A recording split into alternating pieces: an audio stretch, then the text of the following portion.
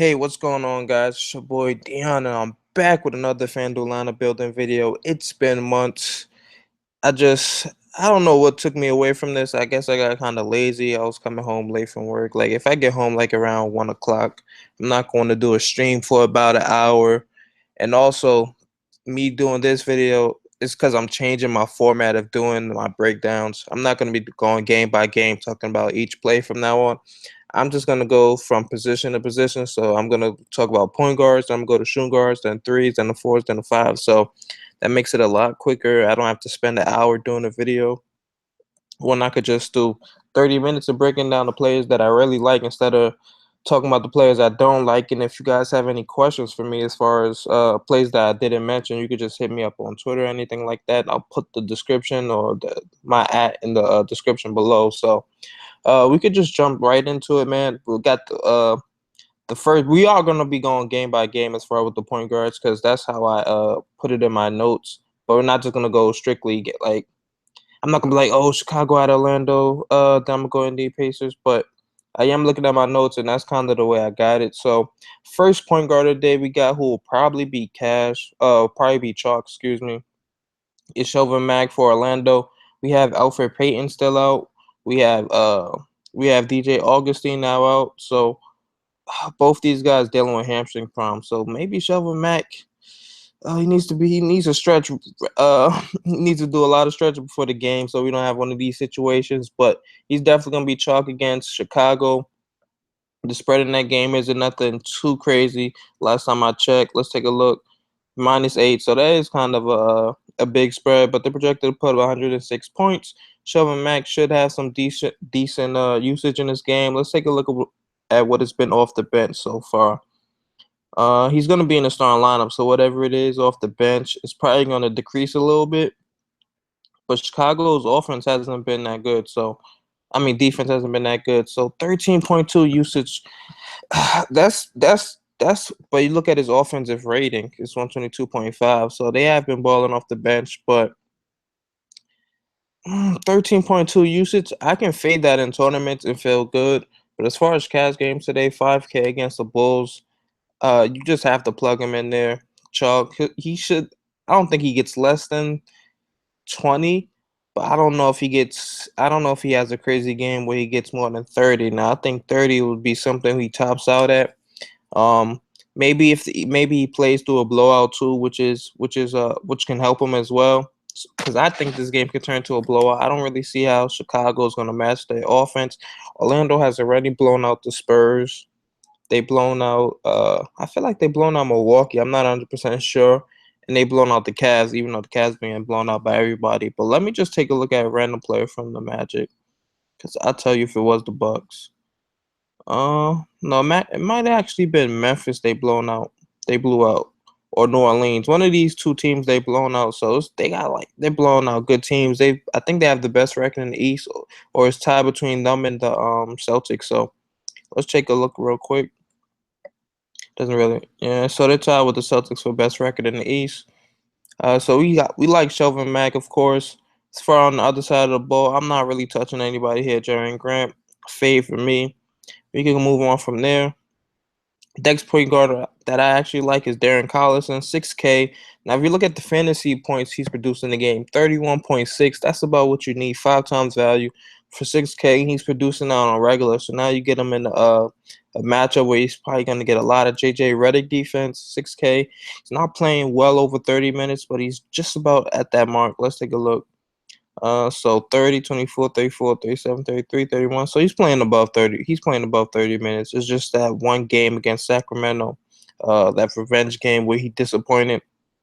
But other than that, he's put up close to he's put up close to 30 a few times, even when he didn't get. He has 150 burger, 45, and these are great matchups against Portland. He didn't get it, but still was close. Miami, not the greatest matchup, but close to the 30. Minnesota, he had the great matchup. OKC, not a good matchup. They're top 3 in defensive efficiency, so he got close to 30 there. San Antonio slows the pace down. And now he got a matchup with the Sixers, who their defense has been pretty solid, especially if Embiid's gonna play 30 minutes today. like he did last. I think he played 30 last time. Yeah, he played 30. So that's kinda scary, man. If he's gonna be playing 30 minutes, he's the anchor of that defense. I don't think most teams are gonna score that much. But Darren Collison, 6K, I gotta consider him here, man. Just look at his production. He had one terrible game. One terrible game. So other than that, he's been balling for his price range. I'll definitely consider him. We'll take a look at his usage real quick. I got all this in a spreadsheet. Let's go to Indiana. Uh, Darren Collison, we found his name. 17.1 usage, but his offensive rating is pretty darn good. 132 points per 100 possessions. So when he's on the court, Indiana offense has been balling. So I like him a lot here. 6K. Probably, I don't know if he gets, I don't think he gets 40 or anything like that, but I could see 20, 25 to 30 to 35, somewhere in that range. So I like him. 6K on the road. Let's make sure it's not like a third game in 4 nights or anything like that. Uh, it actually, oh no, it's not. So we had the day rest. Oh, actually, it is his third game in 4 nights, so that's a little worry. That's a little worrisome. But we're not gonna care too much about it. He had the last day off. Hopefully, he's good. It's not like it's the second game of a back to back. He should be straight. Then move on to the next game. We got John Wall against Cleveland. Now, last year, John Wall in these type of matchups, when he's playing a defense like this, he should easily hit 50, but he only has one 50-point game this year at this price. He's been around this price for most of the year. I think he started at like 9.5 or something like that. But 50 in the first game versus Philly, and that's when he scored 28. Now, how likely is it going to be John Wall scores 28? Markieff Morris is back today, still in some usage. Um, or maybe that could help him out. Who knows? But John Wall's only hit 50 once this year, and at 9.9, I need to feel comfortable with you hitting 50. And on this slate, there's some solid point guards where I think I can get some value from. And you also got there's another point guard that's a superstar that's similar in price. He's only about, I think, 600 more. So I probably rather pay up for him if I'm gonna pay up at point guard. But John Wall, solid option nonetheless. He's probably going to get you 45 in this matchup. Cavs have been the second worst defensive team in basketball this year, just behind Dallas Mavericks. So 111.3 defensive efficiency, man. That's 111 points per 100 possessions. Cavs defense has been terrible. Let's take a look at how they fare versus the point guards. Let's look at on the season. What's it at? Cleveland, so bottom 10. I think this is about 6 here. Yep, it's about 6 or 7. So Cavs defense has been terrible. They haven't been getting any stuff. They just gave up 120 points to the Pacers at home. They were at home and gave up 120 points to the Pacers. So John Wall's definitely in play here. Um, just the Cavs just falling apart right now. The Wizards are at home. D Rose defense. I'm a D Rose fan, but his defense he's not a lockdown defender by any stretch of the imagination. So I can see John Wall feasting here. They lose Tristan Thompson. I think he's out for a little while. They don't really have any rim protectors, and that's John Wall's game to get to the rim. Um, so you got to consider John Wall here, man. 9.9. There's a guy. We're gonna get to him soon, but I like John Wall. I like John Wall. I just don't know if I want to pay that price tag for somebody who's not hitting 50 like consistently. He's averaging 42, but this is a great matchup, so I'm not gonna crap on him too much. Then we'll go on to the next game. We got Milwaukee versus Detroit. I like Reggie Jackson a little bit. A lot of people probably be scared because Malcolm Brogdon is a solid defender, but this year the Bucks just haven't been playing solid defense. Now let's take a look at it as from a fantasy perspective. Um, Point guards aren't killing them. They're top 10 against point guards, but if you look at it as far as the defensive rating, let me go to it real quick. This team just hasn't been. Let's look at it as far as the team efficiency first. 107.8. So that defense has been terrible. Anything over 105, I think your defense is terrible. And look at some point guards that have. We'll take a look at the point guards they played. So Charlotte, look at Kemba. Of course, that's Westbrook, Atlanta, Boston. So we'll take a look at what those point guards did. So we'll go to Kyrie real quick. What did he do against Milwaukee? 45. Okay, we saw Atlanta. Let's go look at what Schroeder did. 41. Who else was on there? Crap, I forgot. And these are high usage point guards. So of course Reggie Jackson is one of those. He's probably not gonna play 35 minutes or anything like that. But let's take a look at who else they played. We're not gonna count OKC. Sure, let's take a look at what Kemba did. Is Kemba on the slate? Yep, Kemba's on the slate. So first move, okay. So he didn't have a great game. Kemba had 35. But Kemba's been slipping a little bit anyway this year. He's always been an inconsistent player. But I just want to say that like it's not impossible. It's just not impossible for Reggie Jackson to have a solid game at 6.4. I'm probably not gonna play him because I don't think this game will be up in pace. And there's a let's see the projected Vegas score from this. Let's take a look. Detroit 204 over under, and they're projected to get 103. Not crazy. I mean, that's still a pretty decent amount of points. What's Milwaukee projected to get? 101. All right. Reggie Jackson, let's take a look at his usage and his offensive rating. See if I can find. Okay, so Reggie Jackson with a 25.1 usage, offensive rating 117.6, and we see the Bucks have been struggling, and he's at a pretty cheap price. It's the only thing that worries me is his minutes. He's never gonna play like 35 minutes, so we're gonna have to bank on him probably playing like, hoping he gets to like 32. But he's had some solid games this year, especially at 6.4. All you need is close to 35 points. So I think that's definitely attainable. Charlotte 34, Washington 43, and this is against John Wall. So he's had some good games against not the greatest of matchups. But the only thing, like I said, the only thing that worries me is his not getting the minutes.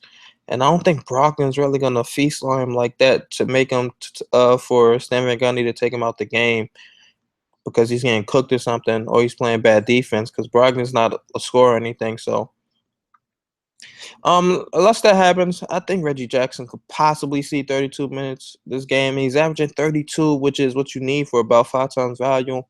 But he's definitely not a cash game play. But I like him a little bit here today. 6.4, reasonable price. He's priced appropriately. I can't complain there, Fanduel. You got me. Brogdon has a solid matchup with Reggie Jackson. We always like to pick on Reggie Jackson, but Brogdon's not a high usage guy. He's not really a guy you can really bank on scoring over 15 points a game. But he's averaging 15 this year, surprisingly. But it's these.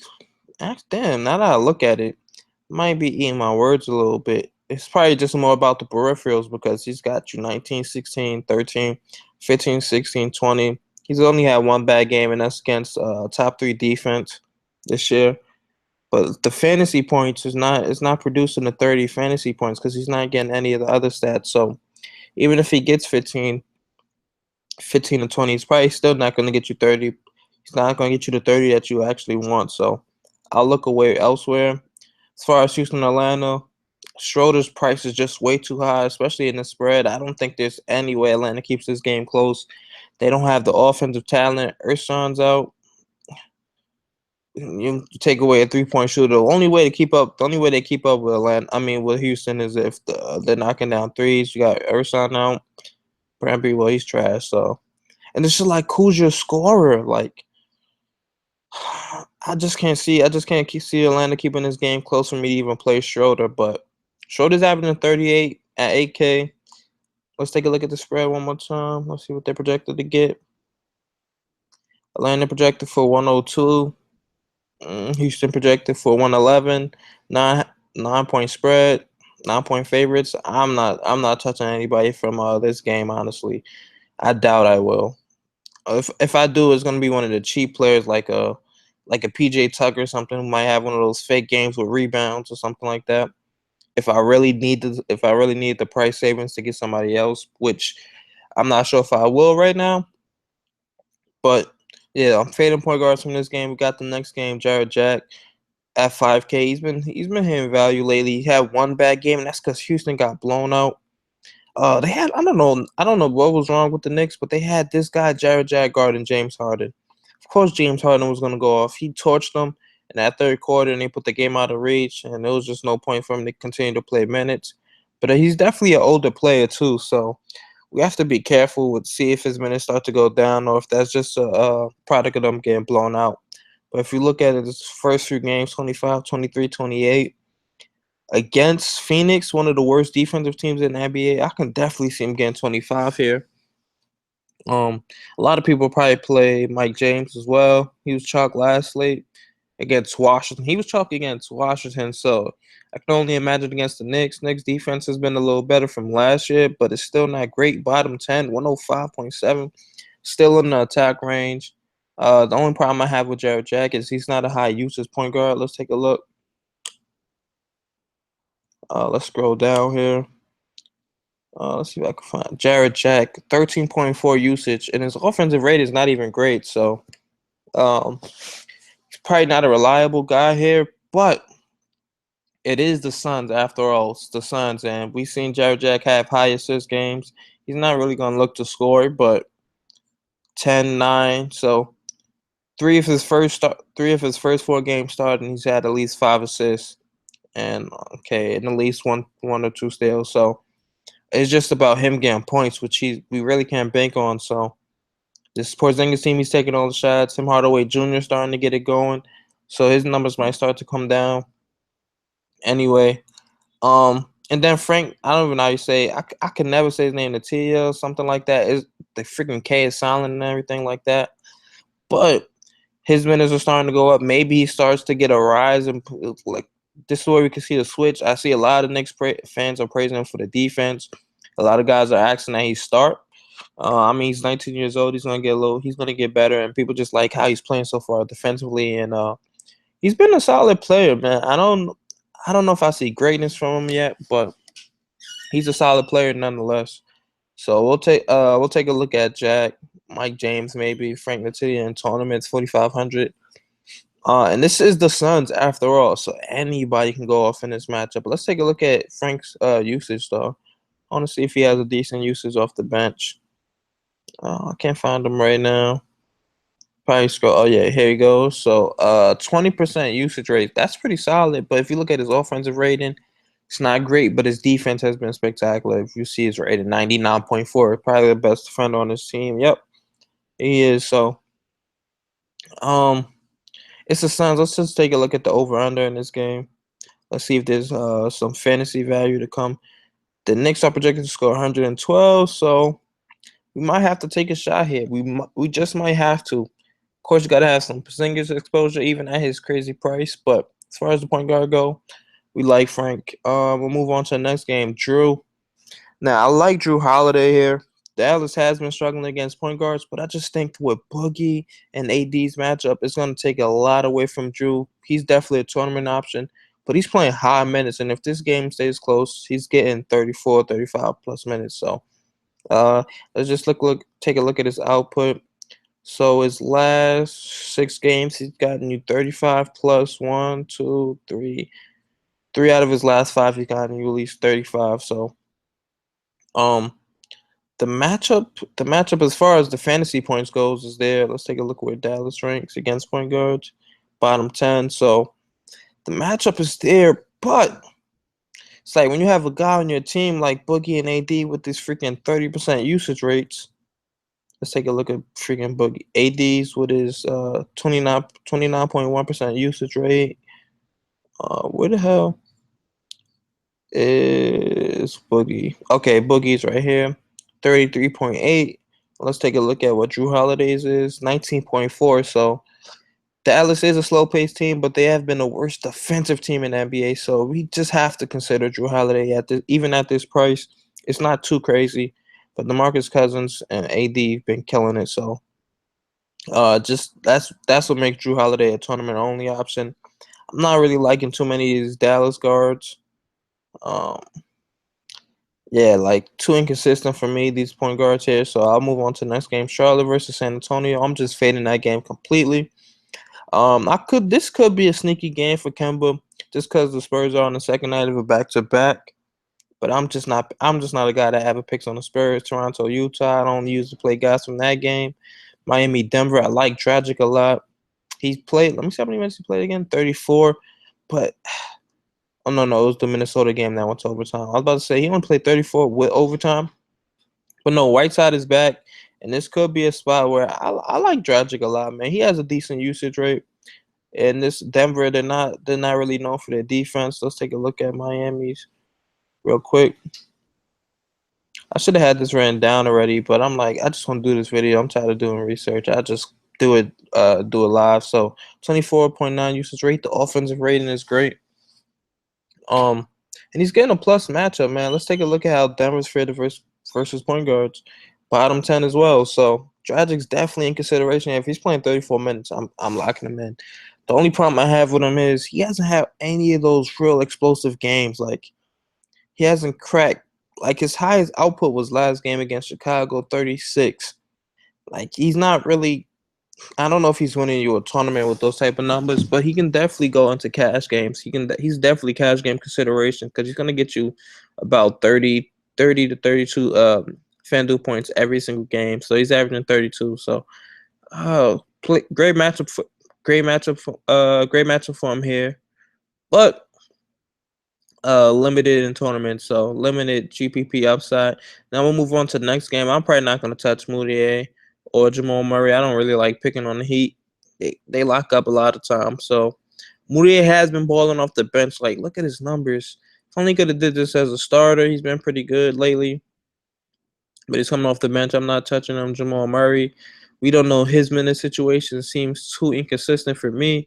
21-32. That was a blowout versus Toronto. So but his last 3 games, he's touched 20 points. So this might be a sign of Malone consistently giving him minutes. Who knows?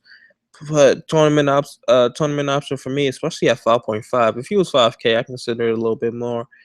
But I'm not banking on him killing the Heat. Then we have Russell Westbrook. Now, this is the point guard I was definitely talking about, guys, when I said I don't know if I can play John Wall because this matchup. Oh, let me look at who's in here. I'd even check the chat. My bad, guys. They're in for cash only. 6 pretty scram against point guard. Scrappy versus go. Scrappy, yeah, they are pretty good, but their numbers. If you look at I'm sorry, this go all the way back, but where's Philly at against point guards here? Okay, Philly, yeah. So they've been pretty good against point guards, but you also have to consider that they played the Rockets twice, and on FanDuel, the Rockets they don't have anybody that's considered a point guard that plays except for Bobby Brown. So and how many minutes does he play against Philly? 0, 0. So everybody that they played against Philly, those 2 games were shooting guards. They didn't play any point guards. So that's bringing the Philly numbers way down, way down. So if you got 2 games with a point guard score 0, with a point guard, it's gonna make Philly DVP look great. Whereas they just haven't played any high usage point guards, any good point guards. So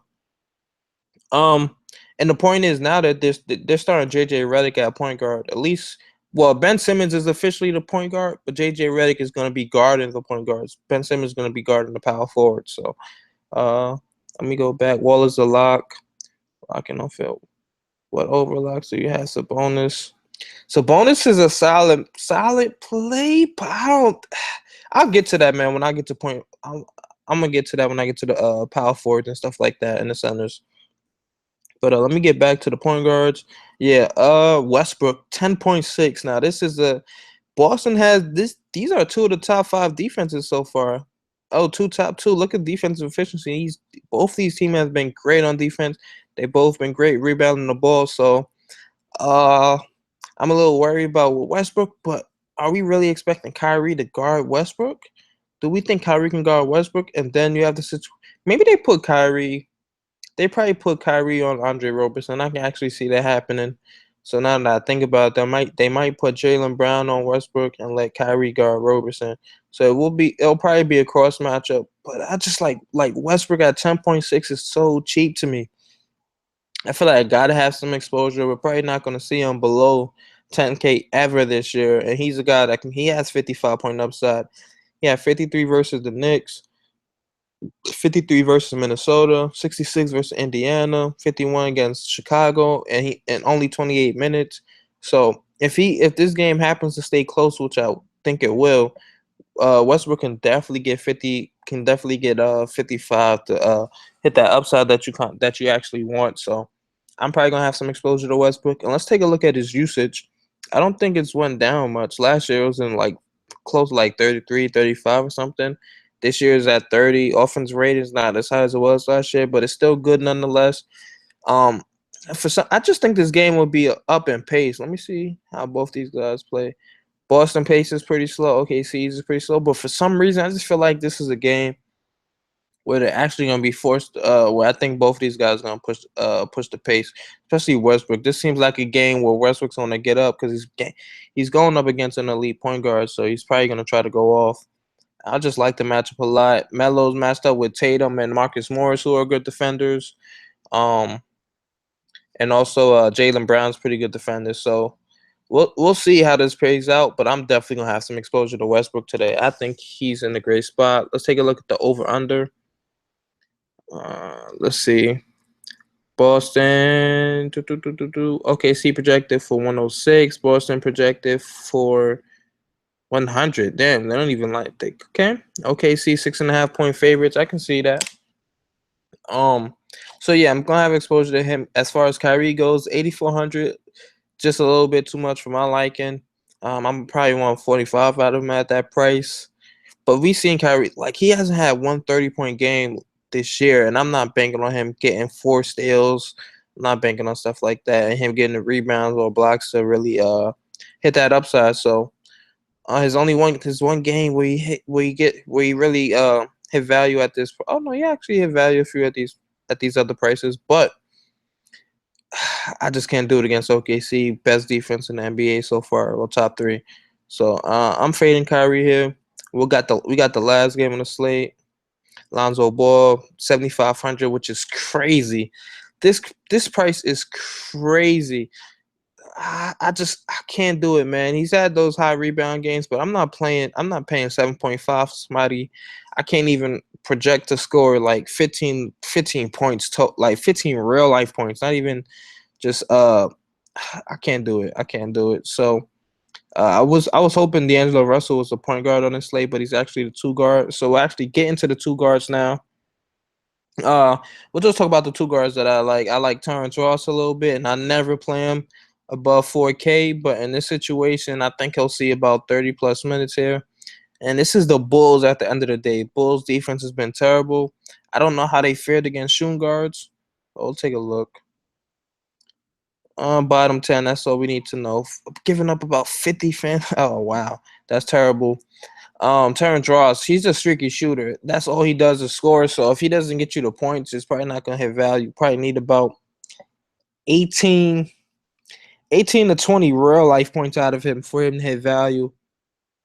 Because he really doesn't pick up the peripherals. He got Aaron Gordon for the rebounds.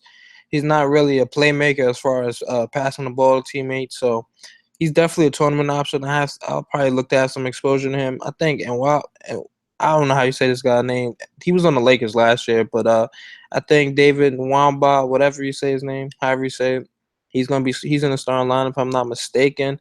Let's just take a look. I think we'll go on Fantasy Lab, see what's. I think they have him starting today. Yeah, so I'll probably be starting at the 3. Justin Holiday at the 2. Okay. So Terrence Ross gets some Justin Holiday defense. I like it so far. Bulls have been terrible. Worst offensive team in basketball. Let's take a look at efficiency. They are the worst. 90.6 points per 100 possessions. So terrible offense. So this could be a situation where it's a blowout. I'm trying not to bank on the blowout, man. I'm trying not to, but I still like Terrence Ross. We'll move on to the next game. Oladipo at 7.2 is in consideration. He's going off almost every game. Let's take a look at his game log. 43, a 53, a 38, a 47, a 36. So at least 4 out of his 8 games, he's had at least 35 points. So we have to consider him here against Philly. Orlando's offense hasn't been terrible. We'll take a look at efficiency for offense. I want to see where they rank. Indiana, top three in offensive efficiency, and Oladipo has a big part to do with that. So I like Oladipo. Who will be getting matched up with Covington though. That's what scares me a little bit. He will be getting Covington defense, but he's shown he has the upside. He's shown he has the upside, so I'm not gonna crap on him too much. I gotta show him a little love. As far as shooting guards here in this matchup, no exposure here. Bradley Beal's way too expensive for me. I don't care how bad the Cavs defense is. I'm never paying 8K for Bradley Beal unless like John Wall is out or Otto Porter's out, and it's just an amazing matchup. Chris Middleton getting a lot of Stanley Johnson defense, 7.7. That price is a little too much for me, especially considering the over under in that game. Vegas doesn't think Milwaukee will even score that much. So 101. And he's going to be getting a lot of great defense from Detroit on the road. I'm not having exposure. Bradley Beal versus Tony Snell. He hasn't been having great outputs like that. He has about 3 30-point games, which is what you want from him. But I think the pace of this game will be down, way down. And I'm not going to bank on Avery Bradley. He's disappointed more often than he's had a solid game. He's averaging 23. He's averaging under what you need him to get. So way under what you need him to get at that price. I'm skipping there. Houston, Atlanta. Like I said, I think this game is a blowout. Harden can possibly hit 55 with this blowout if he gets it. He can get this by the third quarter, honestly, but that's just too much of a risk, especially on this big slate like this in a blowout. It's I don't know, man. I'm fading Harden here. I don't like the situation. Devin Booker, you can talk me into Booker. I'm like Booker's. I might play Booker more than anybody in Fanduel in the last 2 years. I just like him. Like he's just an explosive scorer. You see him score 70 against the Celtics. He's averaging 36 right now. You kind of want 40 from him, which I think is obtainable. They're on the road actually, but let's just take a look at Devin Booker's game log. Take a look at his usage right after. Has a 50, a 46. He got you at least 40 in two of his last three games. Um, and there's no Bledsoe, so you just have to wonder what his usage has went up to since then. But we'll take a look at what it is right now on the season. Devin Booker with a 27.8 usage. Offense has been pretty all right, been pretty good. He's accounting for 23.8% of the assists when he's on the court. So he's a playmaker as well. Gotta like him. Let's see what they're projected to score. Phoenix. Where they at? Where you at? Here we go. Projected score 108. That's pretty high. And from one of the guys with the highest usage on the team, probably the only reliable scorer. TJ Warren's just had an explosive game. But as far as one of the reliable scorers, Booker, definitely have to consider him. I might play him in cash too. But we'll take a look at the chat real quick. Playing score 23. We saw last game. Great match. Yeah. Shelvin Max definitely gonna be cash. Shout out to Gun joining saying, "What is this?" I love the haters, man. This I had to do my own video because when I join your streams, I don't get any love, man. People hating, oh, he's chewing. You know what? This is a ratchet show. This is not. It's not for the pure DFS lovers. This is for the we like DFS. We're gonna get this money and we're gonna do it how we like to do it. So, shout out to you, Gundaka. You're my favorite fan. I appreciate it. But it's all cool if you're gonna hate. I like it. As long as you leave a like though. You can leave me hate mail. But we'll go back to the rest of the shooting guards. Tim Hardaway Jr. is on a tear right now. He started off slow, but his last three games he's had solid games. So he's hit value. Now he's at that peak price where he was with Atlanta last year when he was starting at 6K. You can I can't fade him versus Phoenix. I was about to say I can fade him versus Phoenix, but you have to have some exposure. 41 minutes, the minutes are up. He's still playing 30 plus against Denver, 13 points against Cleveland, 34 against Houston, 23. He's turning up. He's turning up. He honestly, if I watch some of the, I watched probably at least not the whole game, but in these first four games where he was doing terrible, he was taking terrible shots.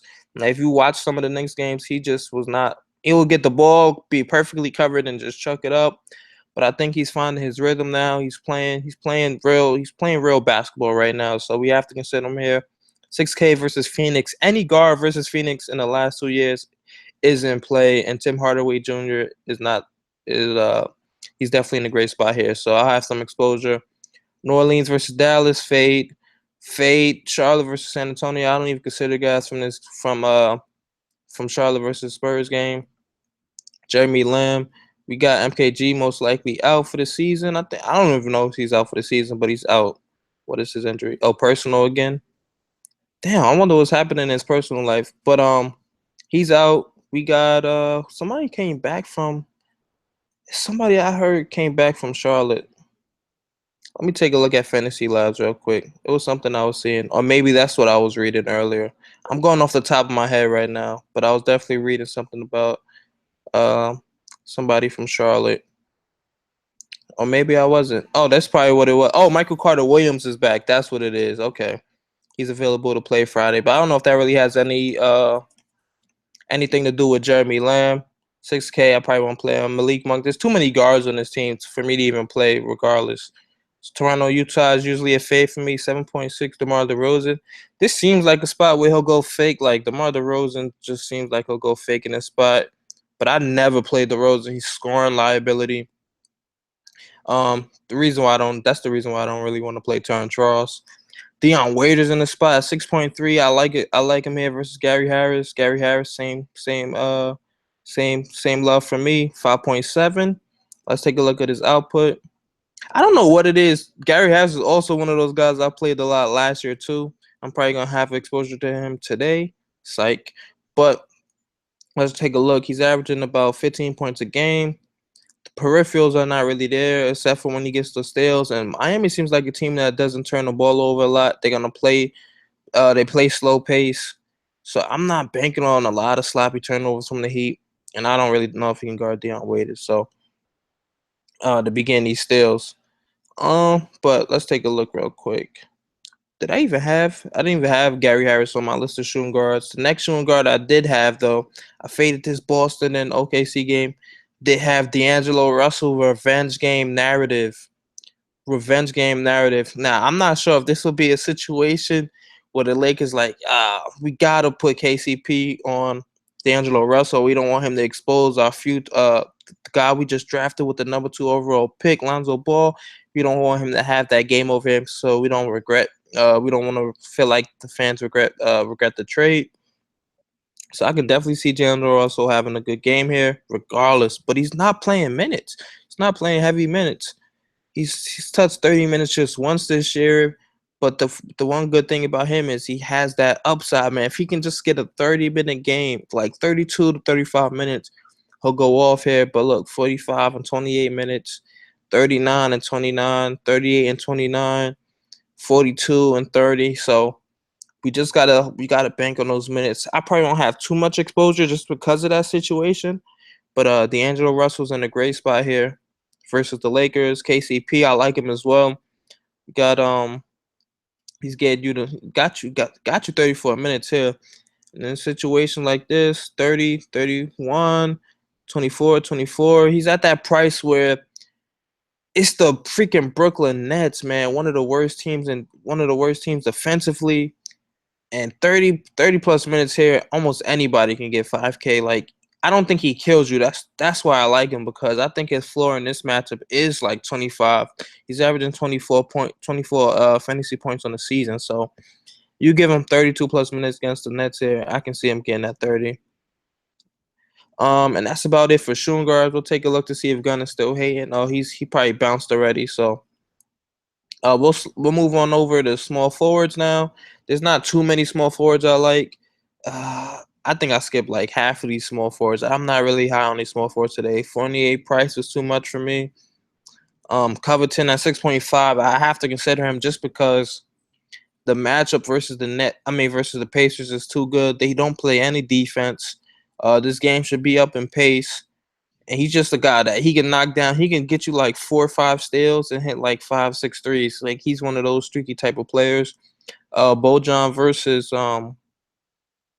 Bogdanovich getting that freaking Dario Saric defense. I don't know if he's quick enough to guard Bogdanovich, even though Bogdanovich isn't any explosive type of player. But I haven't seen enough Saric at the 3. I haven't been watching enough Phillies Sixers games. I think he started the 3 the last 2 games.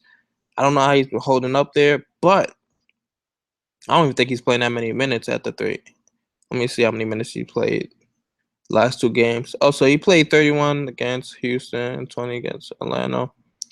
Uh, I'm not sure. I don't even know, man. This was what scaring me because I don't know if he's guarding the threes or if Ben Simmons is guarding threes.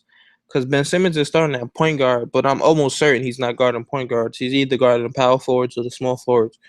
But I might have some exposure to Bogdan just because this game should be high scoring for the Pacers. Let's see what they're projected to score. 106, man. And look at the price. None of these guys are super expensive. So a team projected to score 106, and none of these guys are above freaking 7K. Not one player above 7K, and they're projected to score 106 points. So I will have some exposure here.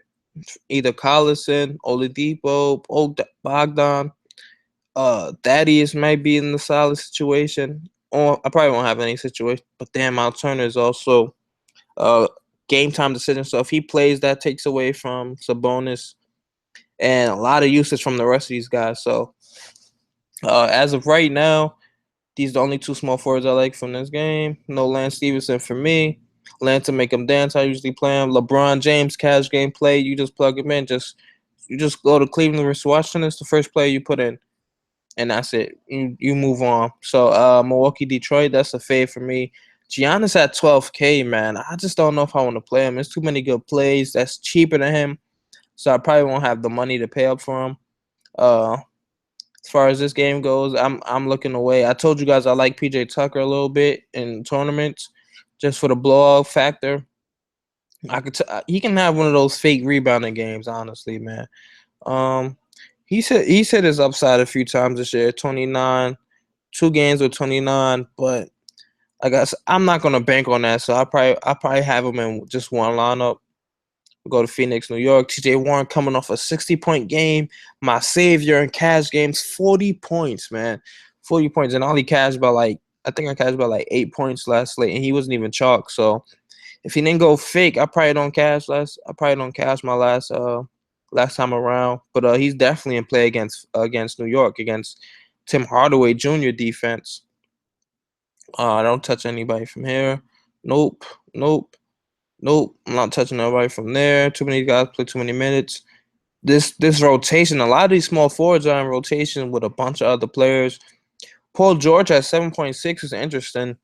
I mean, that's why I'm trying to figure out what's going to be the matchup here. Are they going to start Marcus Morris?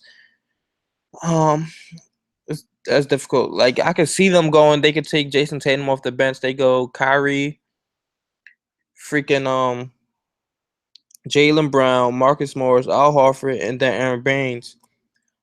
But I gotta see how they put out. I'll talk about it on Twitter once they put out the starting lineup. But I don't know how this is gonna play out, so I'm not really gonna have any exposure to Paul George. So I see his starting lineup. But as of right now, I'm not even thinking about him. Small forwards from this last game. Brandon Ingram's getting at that price I don't really like, but it is the Nets. DeMarre Carroll's a solid defender. Brandon Ingram has hit 31, 2, 3, 4. Four out of his 8 games. So he has the upside. And if there's ever a time where somebody can get 30 points, it's against the Nets. So you have to consider him as well. Let's take a look at his usage rate. He's been more score dependent. I feel like he doesn't do much other than that as well. Not the greatest rebounder at his size as you think he'd be. 22.6 usage rate. The offensive rating hasn't even been that good for him. So uh I'll probably it's not too many good small forwards, so I guess I have to consider him DeMarre Carroll as well. Let's see, he's playing. If he's going to continue to play 30 minutes, I definitely have to have some exposure to him against the Lakers. It's not really somebody you can rely on to score though, so you just gotta have to bank on him getting the peripheral stats here, and that's it. So now to the last, well, we got 2 more positions to go: power forward and power forward and center. Now, of course, for power forward, I like Aaron Gordon, but this is probably a blowout. So at 8K, I don't know if I can have much exposure to him. But if this game was to stay close by some miracle, I think he kills it. American, I don't even know if that's how you say that rookie's name, but I know his defense ain't great. I know he can't guard Aaron Gordon. I know Aaron Gordon's too explosive for him. So, Aaron Gordon's in play, but not really. Ben Simmons, his price is creeping up now. I remember I bit myself in the I remember I faded him against Dallas. That's probably my biggest regret. That's what all I want to say. He's, like, look at this. This is really attainable for him every game. When you think about it, 23, 7 rebounds, 8 assists. Probably not gonna get 3 steals every game, but maybe two, maybe one. But this stat line is really attainable for him every game. So I just have to play him. I have to have exposure to him. So I'm definitely gonna have some exposure here. Let's take a look at how Philly is faring against. I said Philly, Indiana's faring against power forwards. Bottom five. So Ben Simmons is definitely in play. They're giving up an average of 26 points, 14 rebounds. Now just imagine the assists are about to go up. So he's a high usage guy. And also if Miles Turner plays, that'll probably slow Embiid down from slow his usage down, or at least a scoring threat, and they might run the offense through Ben Simmons more. So Ben Simmons is definitely in play. Probably one of my favorite power forwards of the day, along with him, Porzingis, and AD. But we'll move on here. Thaddeus Young's in a solid position. He'll probably see 30 plus minutes here, especially if um, Miles Turner's out. You got to go big against Philly, and they got Embiid, Simmons, and they got some guys here. So Thaddeus Young in position. So if Miles Turner plays, no Sabonis for me. And probably no Sabonis regardless, though. I'm not playing Sabonis versus Embiid's defense. But he has been showing the upside. Like, look at this, man. At 5.6, you want about 28 to 35 points. Like, 35 points would be clutch for his upside. Will be lovely at his price. But look at this. Against Cleveland 38, Sacramento 34. No, those are great matchups. Against San Antonio, a bad matchup for him, 44. Minnesota 32, Miami 39. So he's a second-year player starting to hit. He's starting to find his stride in this league, and he's been going off lately. So we still have to consider him, but I'm not playing anybody against Embiid. I'm not that crazy. And you never know, he might get in foul trouble. So power forwards against the Cavs, Otto Porter's he's always going fake. So you have to consider him here. I think he'll slide back down to the 3 though. I'm not sure if Markieff Morris will start here. But if he does, they probably put Otto Porter back at the 3, and he'll be guarding LeBron, which is something he probably will guard LeBron even if he does start at the 4. So, and they might put he can't because Kelly Oubre is too small to guard Kevin Love. So we have to see how the starting lineup plays out. But I definitely like Otto Porter. Like, there's never any sense behind playing Otto Porter, but he just goes off, and at the times where you don't think he will. Let's look: Detroit 57, Denver 47. Against Golden State 50. So, like, he goes off in all these crazy matchups where you think, all right, it's going to be somebody else to go have the high hand to go off here. So have to consider him here. Jay Crowder back in starting lineup. 4,500 in a fast-paced game is cheap with LeBron, but he hasn't done much with it. Maybe if he can get you 25, you're cool with that. But on this slate, man, I feel like this is going to be a super high-scoring slate. So if he's not touching 30 at 4,500, probably don't want much exposure to him, and he's not a high-usage guy. But this game is going to be – there could be a lot of small ball in this game. So Jake Crowder is definitely in consideration. We'll move on to the next game. Tobias Harris. John Henson at 5K with Greg Monroe out. Guy that's going to fill up the peripheral box score. He's not going to get you a lot of points, but he can get you blocks, steals, and rebounds, and that's all that you really want. But at 5K, no usage here. That's if you really want to get cute, which I'm probably not going to get cute. So there's no point to play him against Detroit. But any other matchup at 5K, let's say if he was playing like Phoenix or I don't know, a Denver or something like that, I take that chance with John Henson. But against Detroit, it's not. There's no reason to. As far as Atlanta and Houston, all these guys play too many minutes. John Collins isn't a scorer, so at 5.1, he's hit his upside a few times, but that's when somebody else was out too, if I'm not mistaken. But 26, 30, 33, 25. I don't know, man. I hate playing guys with low usage that are not scorers. To back it up, let me see what his usage is before I just say it, because I feel like it's not. Oh, it's actually 24. So I might be tripping. Him coming off the bench, I don't think he'll start. Let's take a look at what Fantasy Labs has. I might have just been tripping. Okay, he's not projected to start. Yep. So Mike Muscala, and Dwayne Dedman. So let's just take a look at the minutes he's been playing. 13. Did Elias Silva play last game? He didn't play the last 2 games. He's still not playing consistent minutes, so I'm probably going to fade still. Porzingis, he has an illness, but he's expected to play 9.4. He can get 50, man. Look at Porzingis. He's been on a tear this year. Look at like maybe Melo was holding him back, or maybe he's just getting better because he's young. He's a young player, grown into himself. 31, 33. He has five of his 7 games this year. He scored at least 30 points. And now he's getting you he's still not getting double-digit rebounds like that, but he's getting you the blocks and the peripherals like assists, blocks, steals, and everything like that. So this is a game where I definitely see him scoring 30. I don't know if Marquise Chris could really lock him up. And this will be watch out for this matchup though between Marquise Chris and Kristaps Porzingis. They almost got into a fight last year. They got into a little shoving match. And really go from there. I think Marquise Chris actually got ejected out that game too. So Porzingis is upset, and Chris is upset. So he's probably gonna try to go at him as well. Let's see the minutes Chris has been playing. 24, 21.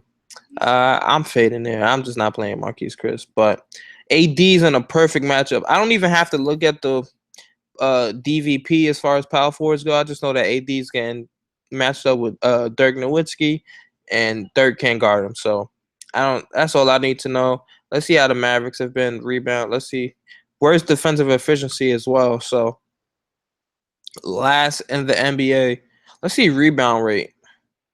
Rebound rate. Let's see where Dallas ranks as far as rebounding teams. Second to last rebounding team. So that's all the Boogie, all the AD. They should be able to feast here. Their rebounding rate is terrible. So we'll move on here. There's not much I need to say about AD. LA, LaMarcus Aldridge, LA versus Charlotte. We know power forwards always kill Marvin Williams, but on second night of a back-to-back, 8,100. I still might play Aldridge, honestly.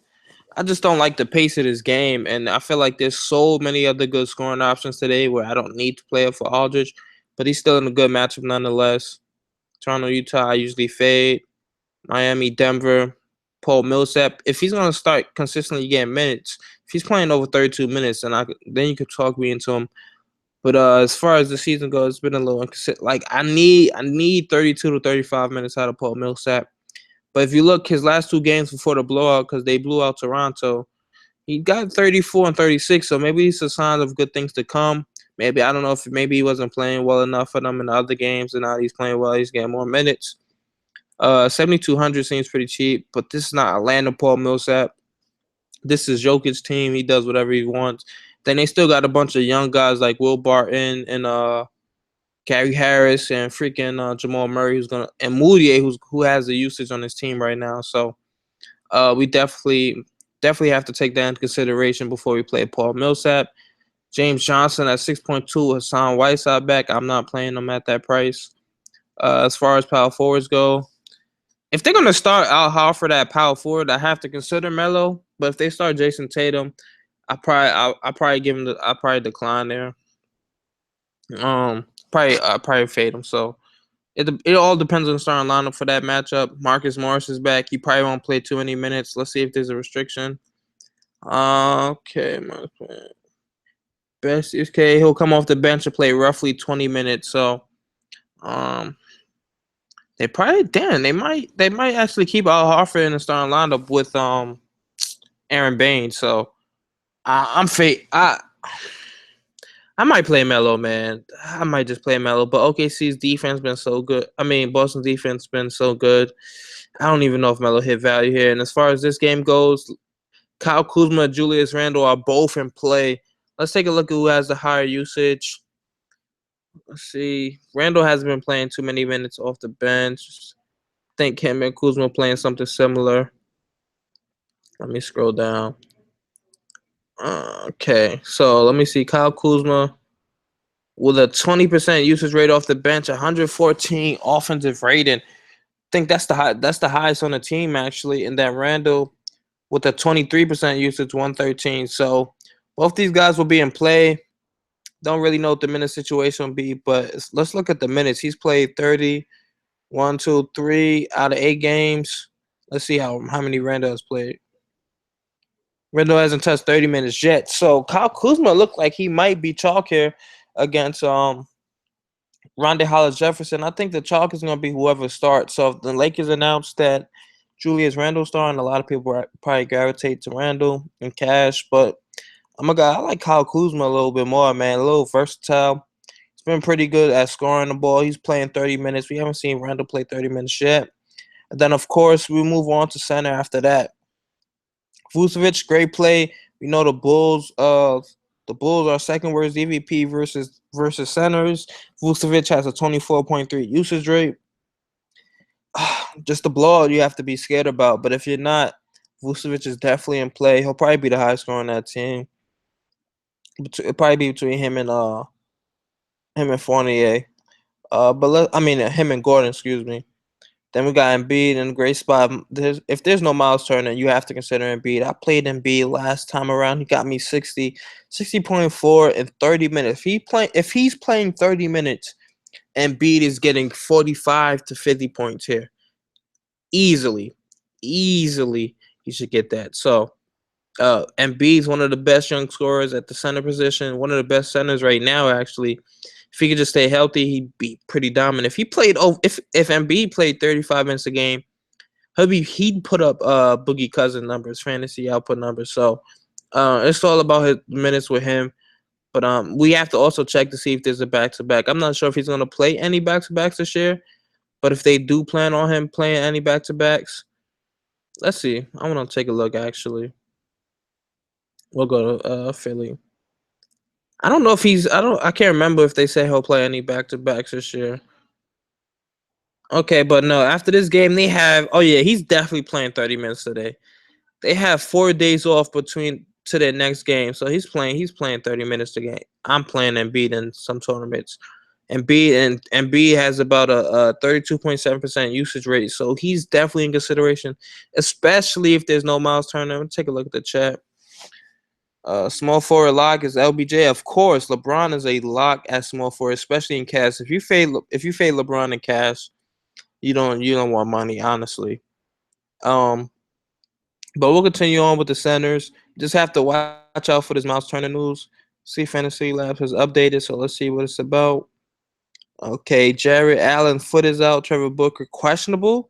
Oh yeah, Rondae Hollis Jefferson ownership about to go up. See how many minutes he's been playing. He didn't play last game, but let's see how many minutes Trevor Booker plays. And then you already got Quincy Acey out. He plays 18, so all those minutes are about to go to Rondae Hollis Jefferson. So we might have a chalk power forward here. He already played 30 and 29 minutes the last 2 games, so I don't know who else can steal the minutes there at the 4. Tyler Zeller, I'm not banging on Tyler Zeller. Timothy Mozgov, how many minutes he plays? He's not ever going to play over 25 minutes. So if Trevor Booker gets ruled out before we won't know because that's a late night game. Honestly, probably won't hear it in time before. We probably definitely won't hear it before a lot. So we just have to look out for that news. But we'll continue with the rest of the centers. We got Andre Drummond in a great spot versus Milwaukee, who struggles against centers. Their 5th worst DVP against centers. Only problem I have with Drummond is he's not a high usage guy. A lot of his value will come from rebounds and blocks. We can't bank on him like getting 20 points or anything like that. But let's see how many times he's gotten you 45 this year. 1, 2. He got you 45 3 out about 8 games. So it's definitely attainable here. And against Milwaukee, it's definitely at home against Thon Maker, who's too small. He's just gonna bully him on the board. He's gonna bully Thon Maker on the board.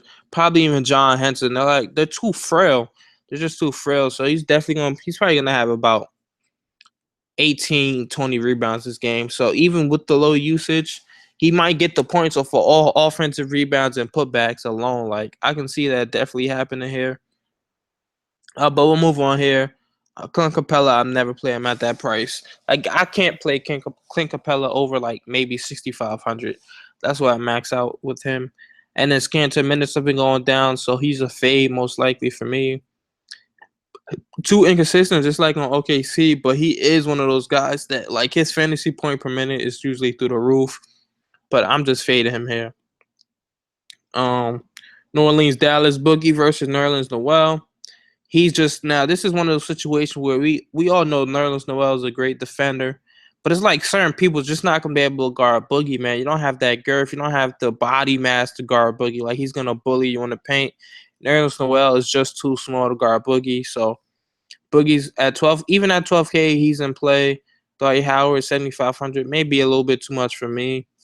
But I can see him having a solid game. Rudy Gobert never play at that price. Valanciunas, no way I'm playing him against Rudy in the Utah defense. Whiteside at 9K is interesting. He's one of those guys that goes off almost all the time. He's only played 2 games this year, so him with his injury and now going into Denver with the altitude. I mean, he's healthy now, but he's one of those bigs that I can see getting gas there.